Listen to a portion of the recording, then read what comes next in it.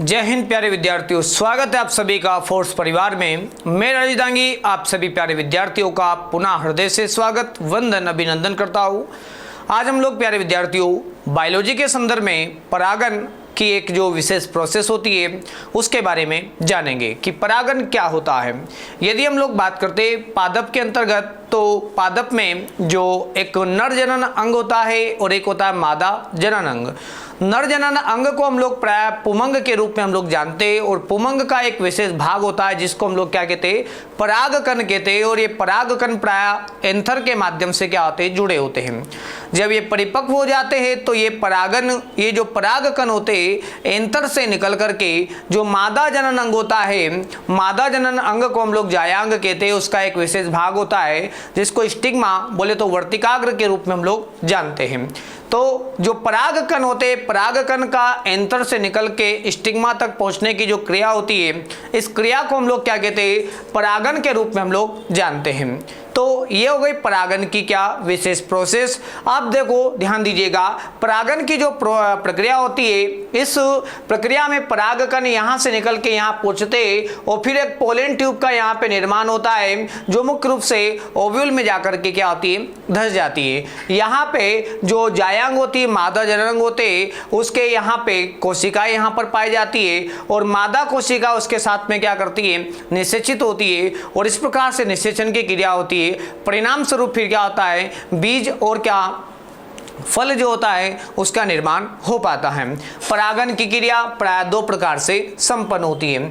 जब परागन की क्रिया स्वतः संपन्न होती है अर्थात स्वतः परागकण स्टिग्मा तक जब पहुंच जाते तो इस क्रिया को हम लोग स्वपरागन कहते। लेकिन जब परागकण स्वतः ना पहुंच करके अन्य किसी माध्यम से क्या करते, जो एंथर होते परागकण होते, परागकण से स्टिग्मा तक जब पहुंचते तो इस क्रिया को हम लोग क्या कहते, पर परागन के रूप में हम लोग जानते हैं। इसको हम लोग क्रॉस पॉलिनेशन के रूप में भी हम लोग जानते हैं। जो क्रॉस पॉलिनेशन होता है ये मुख्य रूप से या तो चमगादड़ के द्वारा या हवा के द्वारा या जल के द्वारा या फिर हम लोग कहेंगे घोंगे के द्वारा या किसी जंतु के द्वारा या फिर किसी हवा के माध्यम से होता है। यदि हम लोग पर परागन के बारे में बात करते तो पर परागन की क्रिया जब हवा के द्वारा होती है तो इसको हम लोग कहते हैं एनिमोफिलस के रूप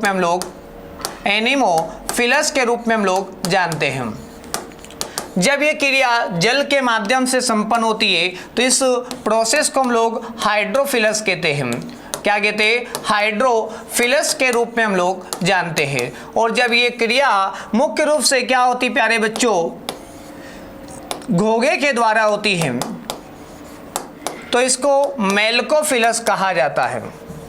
मेलकोफिलस के रूप में हम लोग जानते हैं। और जब ये क्रिया मुख्य रूप से चमगादड़ के माध्यम से होती है तो इसको हम लोग चिरेप्टोफिलस कहते हैं।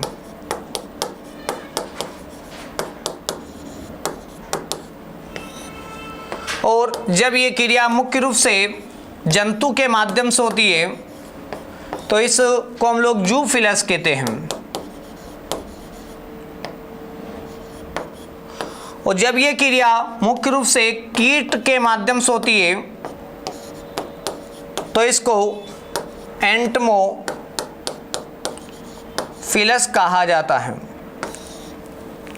तो हवा के द्वारा होने वाली क्रिया एनिमोफिलस कहलाती है, जल के द्वारा हाइड्रोफिलस, घोंगे के द्वारा मेलकोफिलस, चमगादड़ के द्वारा चिरेप्टोफिलस, जंतु के द्वारा जूफिलस और कीट वर्ग के द्वारा एंटमोफिलस के रूप में ये प्रोसेस जो होती है संपन्न होती है।